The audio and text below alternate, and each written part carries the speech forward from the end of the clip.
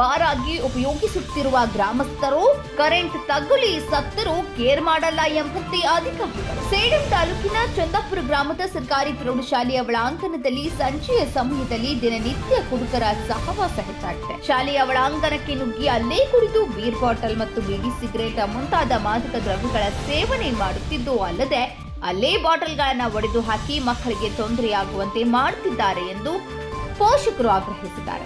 ಅಷ್ಟೇ ಅಲ್ಲದೆ ಶಾಲೆಯ ಪಕ್ಕದಲ್ಲೇ ಕರೆಂಟ್ ಟ್ರಾನ್ಸ್ಫಾರ್ಮರ್ ಇದ್ದು ವಿದ್ಯುತ್ ಕಂಬಗಳು ಶಾಲೆಯ ಆವರಣದಲ್ಲಿ ಅಳವಡಿಸಲಾಗಿದೆ. ಕಂಬಗಳಿಗೆ ಮರಗಳು ತಗುಲಿ ವೈರ್ಗಳಿಂದ ಅಪಾಯವಾಗುವ ಸಾಧ್ಯತೆ ಇದೆ. ಸ್ವಲ್ಪ ಮಳೆಯಾದರೆ ಸಾಕು ನೀರಿನ ಗುಂಡಿಗಳು ತುಂಬಿ ಶಾಲಾ ಆವರಣದ ಒಳಗೆ ಹೋಗಲು ಕೂಡ ಬರುವುದಿಲ್ಲ. ಪಕ್ಕದಲ್ಲೇ ಕರೆಂಟ್ ಕಂಬಗಳು ಇದ್ದು ವಿದ್ಯುತ್ ತಗುಲುವ ಅಪಾಯವಿದೆ. ಶಾಲೆಯ ವ್ಯವಸ್ಥೆಯಲ್ಲಿ ಸ್ವಲ್ಪ ಕೂಡ ವಿದ್ಯಾರ್ಥಿಗಳ ಬಗ್ಗೆ ಕಾಳಜಿ ಇಲ್ಲ. ಇವೆಲ್ಲವನ್ನು ನೋಡಿಯೂ ನೋಡದಂತೆ ಇದ್ದಾರೆ ಎಂದು ತಿಳಿಯುತ್ತದೆ. ಚಂದಾಪುರ ಗ್ರಾಮದ ಸುತ್ತಮುತ್ತಲಿನ ಹಳ್ಳಿಗಳ ಮಕ್ಕಳು ಈ ಶಾಲೆಗೆ ಬರಲು ಭಯಪಡುತ್ತಿದ್ದಾರೆ. ಶಾಲೆಯ ಶೌಚಾಲಯವೂ ಕೂಡ ಸ್ವಚ್ಛತೆ ಇಲ್ಲ. ಕಾರಣ ಅಲ್ಲೇ ಎಣ್ಣೆ ಕುಡಿದು ಬೀರ್ ಬಾಟಲ್ಗಳನ್ನು ಒಡೆದು ಹಾಕಿರುವ ಗಾಜಿನ ತುಂಡುಗಳು ಇರುತ್ತವೆ. ಹೆಣ್ಣು ಮಕ್ಕಳಿಗೆ ಶೌಚಾಲಯಕ್ಕೆ ಹೋಗುವುದು ತುಂಬಾ ಸಮಸ್ಯೆಯಾಗಿದೆ. ಆದ್ರೆ ಇಷ್ಟೆಲ್ಲಾ ನೋಡಿಯೂ ಕೂಡ ಅಧಿಕಾರಿಗಳು ಯಾಕೆ ಈ ಶಾಲೆ ಕಡೆ ಗಮನ ಕೊಡ್ತಿಲ್ಲ ಎಂಬುದು ಪ್ರಶ್ನೆ.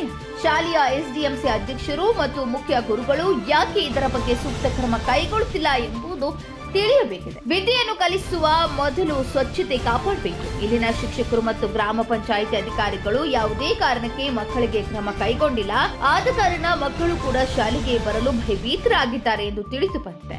ದಯವಿಟ್ಟು ಸಂಬಂಧಪಟ್ಟ ಅಧಿಕಾರಿಗಳು ಎಚ್ಚೆತ್ತುಕೊಂಡು ಶಾಲೆಗೆ ಭೇಟಿ ನೀಡಿ ಪರಿಶೀಲನೆ ನಡೆಸಿ ಕ್ರಮ ಕೈಗೊಳ್ಳುವಂತೆ ಗ್ರಾಮಸ್ಥರು ಮನವಿಯಾಗಿದೆ.